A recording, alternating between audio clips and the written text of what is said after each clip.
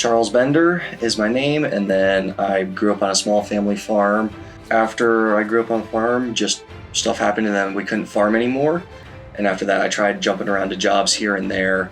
But eventually I felt called to do God's ministry in some way, and through bunches of different tries on how that was going to work, I ended up winding up doing an internship for Orangeville Baptist Church. And after doing a year of that, I think it was about a year, after doing that, we ended up doing a couple preaching Sundays, both here at Orangeville and a few other churches, which I really enjoyed. And then at that point, long before that point, I figured that my life was going to be ministry somehow. I don't know how, but somehow. So just the more ministry opportunities I get, I take, and just the more I can learn, I also take, because I really like learning about God, and just encourages me to continue to grow. Initially, it was just being able to learn more about God in a more deep way. I'm excited to go into like the different classes that we have planned later on. I like the beginning class, but I like it. It was something to get you back to the basics and go a little bit deeper in things that you maybe not have been as confident in.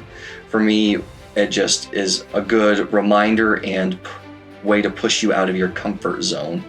And anything that pushes you out of your comfort zone is going to be a good thing as long as it's for God. So personally, it's something that pushed me out of my comfort zone again, and it keeps me in the Word and learning more. It's helped and encouraged me. Like I said, it's pushing me out of the comfort zone, which is not my favorite thing to do. When I find my comfort zone, I like to stay there. I don't like to just go flying out of it. But as for like encouraging, it's huge to have everybody like to talk to, all the other students and then the teachers that continue to just push you out of your comfort zone and encourage you in any way possible. If you have struggles, you can tell them that, and they're kind and they won't judge you for it. They're more will encourage you through biblical passages and just encouraging you in ways that you wouldn't get if you just kept to yourself. It's very encouraging to both grow in and to be pushed to do. My favorite part is being able to listen to the teacher on Monday nights. I enjoy the book work and the studying. I love to read, but my favorite is just being there with the people and being able to learn. I learn a whole lot better with other people and being able to take notes from somebody as they're speaking more than I can from reading.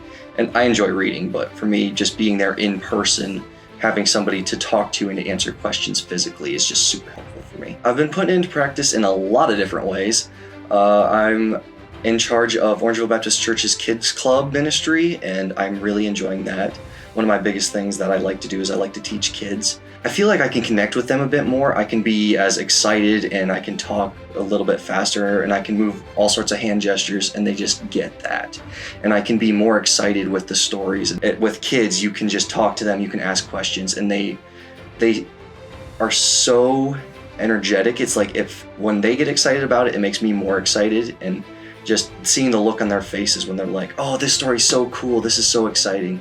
I love that. Especially last week with Kids Club, I got to do a lesson on the prodigal son, and just being able to have the kids come up and help me with that, and then just how they were excited that, oh, we get to help with the lesson, this is so cool, and then just knowing that when they help, they get to learn more and they actually apply that to their lives, even though they are little kids. They can apply it in ways that adults may not understand as much. I would definitely encourage them, and the best way I could was just by telling them the truth right up front.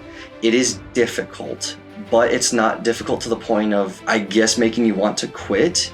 Anything that is good for God will be difficult. It's going to push you out of your comfort zone. It's going to be hard, but ultimately it will be worth it. It's difficult to do at the time, but the more you learn, the more you know, it gets you excited and encourages you both to live your life better and for living, just glorifying Christ to make disciples.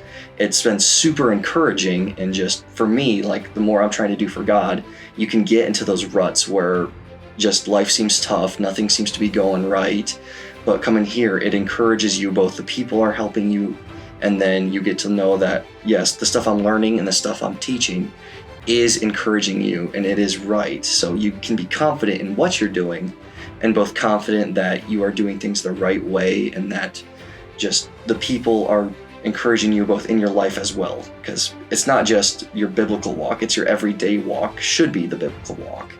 So when you're doing that, you get into ruts, and just having people to go to encourages you and helps you out of it.